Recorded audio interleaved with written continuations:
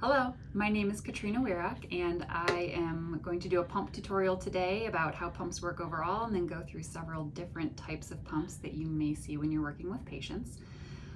So first of all, I want to cover the what I'm calling the anatomy of a pump. So basically, what all pumps have to make them work. So the first thing that you need obviously is the pump itself, so something with a motor. Most pumps have tubing that connect them to a flange. Some newer ones do not, and we'll talk about those later. And then you have the flange, which is also called a breast shield. That's this part right here. Some of these come apart from the other pieces they're connected to, and some come in an entire unit like this. That does not. So you have your flange, your breast shield, that attaches here to your valve and the membrane. And this goes right onto here on the bottle. And the suction is applied where the tubing attaches right on the top here. So the suction is meant to pull the nipple in from this side. If you don't have a good seal beneath here, there won't be appropriate suction because of this large dead space, relatively, that is the bottle beneath. So a good valve is important to proper pump functioning. The other thing that a breast pump may have, depending on whether it is open system or closed system, is a backflow protector. So for the Spectra pump that I have here, the backflow protector actually sits in line between the tubing and the breast shield itself. So this is something that entirely fills the space so that no milk can flow backwards into the tubing, just like that. So that's a closed system. This Medela pump and style is not a closed system because there's just a space that goes straight from the suction into the breast shield and valve itself. The next important thing to understand about pumps is that there are a couple of different cycle types. Different modes that the pump can be in. The first one is called letdown mode. It's also sometimes called massage mode or stim mode. And the purpose of this is to stimulate a letdown, stimulate that oxytocin release, just like a baby would suckling at the breast. So when babies nurse, they initially nurse faster, somewhere around 50 to 90 sucks per minute. So it's a lot faster than when milk is flowing. And this is what triggers the release. So the fast suction mode on a pump is meant to mimic that. The second mode is called expression mode, and it's a slower speed. Usually somewhere more around like 30 to 60 suctions per minute. The other setting that all pumps have is a vacuum strength setting, and that's just, it gets turned up or down or dialed up or down on your pump. And then some pumps have the option to change the cycle speed. So like I'm talking about somewhere around like 30 to 60 sucks per second. Some pumps allow you to change that and some don't. Some are just preset. The Medela pump and style right here has this turn knob for the vacuum strength, but does not have an option to change the cycle speed, whereas the Spectra does have an option to change the cycle speed. So we'll come back to those later. Some pumps require that they be plugged into an outlet, like this one right here, and others are have a rechargeable battery in them. Most pumps that need to be plugged into a power source, you can purchase adapters for. So even if a woman has a pump that needs to be plugged in, she can often pump in the car if she has a car adapter, or can plug into a battery adapter. Bottle sizes, I wanted to talk about that briefly because there are basically just two sizes of necks of bottles that are compatible with pumps. So lots of times people will pump right into the bottles that came with their pump, but it's helpful to know that these bottle sizes are fairly standardized. So this is the size of a Medela bottle, but somebody could, for example, plug on a Dr. Brown's bottle and it will also work. So that can simplify things for women. This is the larger size, this is the Spectra bottle, but this is also compatible with the Avent bottles, for example. So just some things that can make life a little bit easier. Okay, so the first pump that I wanted to start with here is the Medela Symphony. I'm starting with this one because this pump is most likely what you're going to see in the hospital. It's where we often start out pumping with patients. This is the one that we have on our mother-baby unit. It is a hospital-grade multi-user pump. And you'll see it's bright yellow. Basically everything Medela has a bunch of yellow incorporated with it, at least right now. And it is also probably the most common brand, so lots of times the Medela parts can be found more easily in stores without having to order online. So this one here opens up. This one has backflow protectors, important because it's multi-user. They would plug into the top. I don't have any on me right now, but that would connect to the tubing that comes out and attaches to the breast shield. This pump, when you turn it on, it starts going. It asks you to hit the milk drop button here to put it into the initiate program. Something that is interesting about the Medela Symphony and makes it perfect for brand new mother-baby unit use is that it comes with 2 different software programs installed on it. One is called Initiate and one is called Maintain. The Initiate program actually has it toggle back and forth every few minutes through that letdown phase and the expression phase, because this is mimicking what newborn babies do to help bring in milk supply. The maintain phase would function just like other breast pumps do, where there is a letdown phase for a couple minutes and then it transitions into an expression phase for the remainder of the pumping session. So with this pump, it's got a knob that you can dial up to whatever strength is comfortable. The way that you should counsel people to use these is that they dial it up to about where it is uncomfortable and then just go back. So the highest that they can pump at where it is still comfortable. Okay, the second pump we're going to talk about is the Medela Pump and Style Advanced, and this is the most common pump that women have covered by their insurance. So this is a really good one to know about. The breast shield and the valve and membrane that come with it, I showed you a little bit earlier, but they come in 2 pieces. You put them together like that. There are breast shields of different sizes that exist. So this is the standard one that comes with it. This is a 24 millimeter, but you can get them in 27s and 21s, and I think up to 30s as well.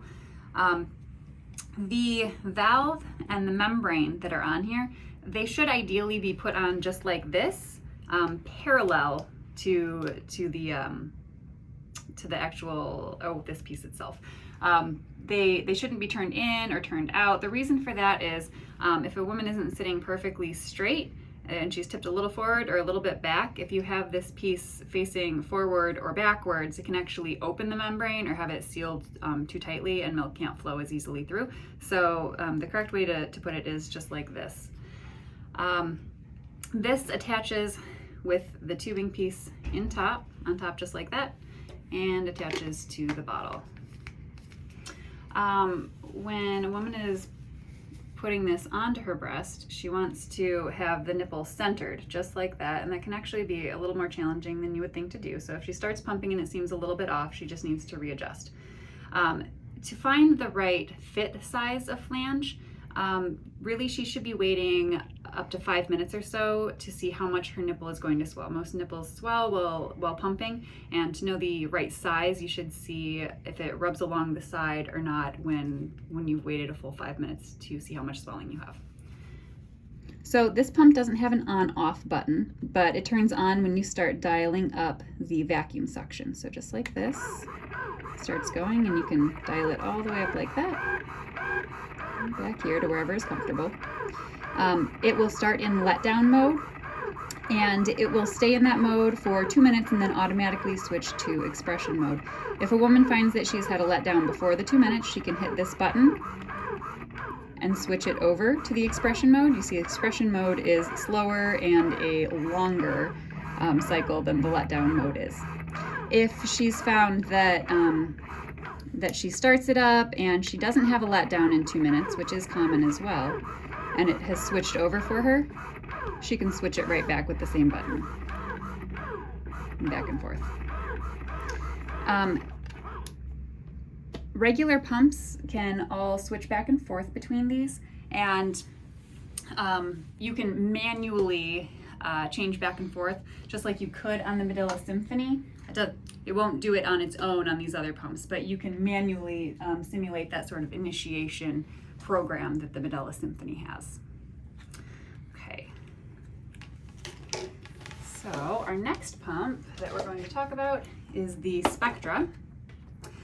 Spectra makes a few different pumps. The most common ones that people use are the S1 and the S2. The S1 and the S2 are virtually the same, except that the S1 has a battery pack, so it does not have to be plugged into a wall. It just has to be charged every once in a while. It has very good battery life. So this pump has a little bit more customizable ability to it. It has a breast shield and a valve that all come in one unit. Instead of a membrane, it has a duck bill, just like this, but you can see that also seals off. So that goes right on the bottom. This one has a backflow protector, like this, that gets plugged, like I said, in line with the tubing, and then gets plugged right into the back of the breast shield. So there you go. Gets set up like that, of course, with the bottle attached at the bottom. So this Spectra pump has kind of a cool function here where you can turn on a night light. So if somebody's pumping in the middle of the night, they can pump and not have it be too bright. The on button is right down here. Something a little bit different about the Spectra pump is that it starts off in expression mode instead of letdown mode. So it's important to change modes as soon as they turn it on. That's this button right here. Some Spectra users call this the bacon button. So it switches over to the letdown mode, and then you just push the button again when you want to change it back. This one doesn't do it automatically. It has vacuum controls that work in expression mode only. So you can turn that up to 12, it goes all the way down to 1. And the Spectra also has the ability to change the cycle speed. So it's right now on 46. It can go up to 54 or down to 38. You can see that's a little bit slower, so less cycles per minute. Okay, for all of these pumps, we usually talk about pumping in a double pump manner. So having both of these tubes hooked up to breast pumps, doing them both at the same time. This actually leads to a somewhat larger prolactin increase than single pumping. But you can use these pumps to single pump as well. So if you look at this one down here, you can remove one of the tubes, and it has this piece that can cover right over the vacuum. So if you plug that in there, you don't break your vacuum seal, and you can use it to just single pump. The same thing is true of the Medela. It's this piece right here, and it can be moved over to cover up one of the tube slots. Okay, now we're going to talk about a newer pump. These are wearable pumps. The one I have right here is called an LV. Looks like this. These are really kind of exciting because they fit right inside the bra that a woman is wearing. It has no tubes that attach to it.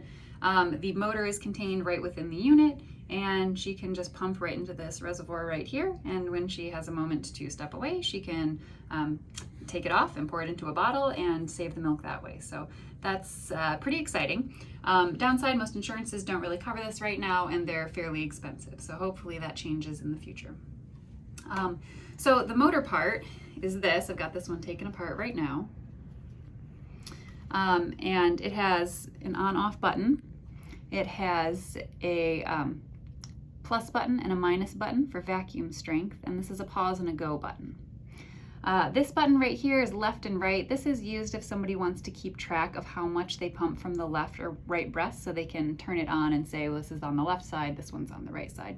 The LV does have a phone app that you can download with it. You do not have to download the phone app to make it work.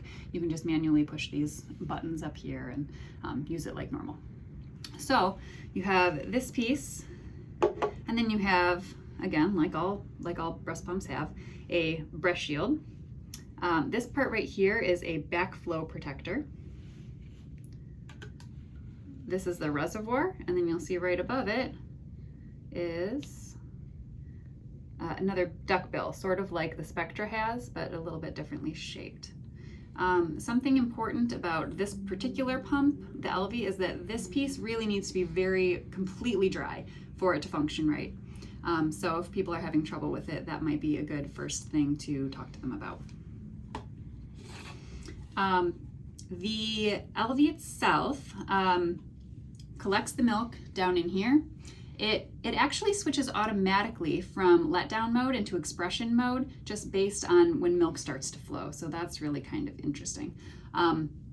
Then it actually shuts off automatically on its own if the reservoir is filled. So this has a capacity of 5 ounces on it. So it'd actually be quite a lot if somebody was pumping 5 ounces from each breast. So oftentimes that's not what actually makes it stop. If it doesn't turn off because it has filled up the reservoir, it does have to be turned off manually. Otherwise it will just keep going. The other thing about these is that they have a wall plug for charging. You can charge them once a day. This just has a mini USB, so you can plug it into your wall. And most people say it holds the charge for the whole day. Okay, so we've covered all of the electric pumps that we're going to talk about. But there's also something called a Freemie. Now, Freemie is a brand that makes a pump called the Liberty. It's a small one, you can wear it on your hip. But what a lot of people will do is they will buy just the cups that come along with the Freemie because they sort of mimic what those wearable pumps do, but they do actually have to have the tubing attached. But they can still make it, easier to tuck this away inside a bra so that nobody sees it. People feel more comfortable pumping in different places. So this is what it looks like when it's put together. And right here in the top is where that tube goes in. So you can use these Freemie cups to basically attach to virtually any breast pump, and you can use your regular breast pump with the Freemie cups attached. The parts that it comes with here, this is, like we talked about, this is your breast shield, your flange. This part right here is the valve. This is a duckbill. And then it also has a backflow protector that goes right in here. So you would just take these pieces, put them together just like that, and then the Freemie cup goes right onto the top, like that. Push down kind of a lot on it. There we go. And then it's all put together. Okay, then the next thing I want to talk about is a hand pump. Some people do use hand pumps and find that they pump more efficiently with them, that they work better for them. And you can use, this one is a Medela. You can usually use whatever brand it is. You can use their parts that will also work with their hand pump. So this is the hand pump piece right here. It attaches to the bottle. Underneath it's got one of the valves just like the others. Take the breast shield, the flange, and put it right on there. And then the woman's holding it like this and is just going to pump it like this. So she can create her own section, she can go as fast as she wants, so that's very customizable. So hand pump. And then the other thing that a lot of people have that they find very easy and useful is a Haakaa. A lot of different brands make these. But for those in medicine, you can sort of think of this as like a bulb suction for the breast. It looks like this. This is the standard one. It has a flange up here, it's got a reservoir down here, and you simply work it by squeezing the bottom and attaching it to the breast like that, and it will create suction. For stronger suction, you can flip the flange up and put it on the breast, and then squeeze this quite strong. Flip that out, and you'll have really strong suction. You could also just lightly squeeze this for light suction without flipping the top up. This is sort of another version of that some people like. This is also called a Haakaa, but it's just a different design. The benefit to this kind is that if you are using this while a baby is nursing, if you're using it on the opposite breast, this is less likely to get kicked off by a baby foot. That same thing, squeeze and apply. All right, and then the last thing that I wanted to talk with you about is milk storage. So this is what a typical milk storage bag looks like, just a plastic bag, although there are a variety of ways for women to freeze milk. Some women will freeze them in bottles. Really any sort of a container will work, but this is rather useful for freezing flat and storing in a more compact manner. What I wanted to point out about this is that you will see that there are ounces listed on these bags. And essentially without fail, these ounces are not going to be accurate. So if somebody is trying to keep track of how many ounces they have based on the bag, it's not going to be right. So we always recommend using the bottle instead. Other than that, important things to know about pumps would include that the parts you pump with should be sanitized one time, or sterilized one time, I'm sorry, before use. So when somebody first gets their breast pump, they can sterilize the flanges, the bottles, etc. one time. And they really don't have to be sterilized after that. They do sell these sterilization microwave packs that some people like to use, but it's really not necessary and is sometimes an extra hoop that women jump through, and this is already a lot of work to begin with. Really, the pump parts can be just washed with soap and water, and that is perfectly adequate. Thank you for listening to my pump tutorial. And just remember that if you come across a patient that has a different type of pump, something you haven't seen before, that there is most certainly a pump tutorial that exists on that pump's website that you can look at and help them with. So thank you very much.